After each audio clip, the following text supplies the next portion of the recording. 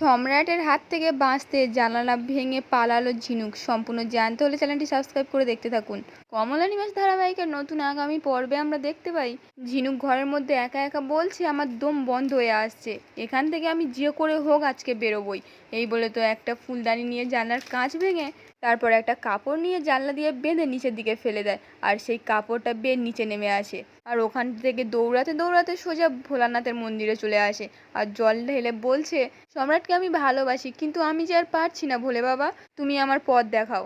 অন্যদিকে দেখা যায় অঞ্জু তো সম্রাটের বাড়ির সামনে আসে আর দরজার সামনে দাঁড়িয়ে ঝিনুক ঝিনুক বলে ডাকে। হঠাৎ করেই পাশে লক্ষ্য পড়ে একটা কাপড় টাঙানো আছে। তাড়াহুড়ো করে তো কমলাকে ফোন করে কাঁদতে কাঁদতে বলছে, মা, ঝিনুক বাড়ি ছেড়ে পালিয়েছে। এই বলে তো ফোনটা কেটে দেয়।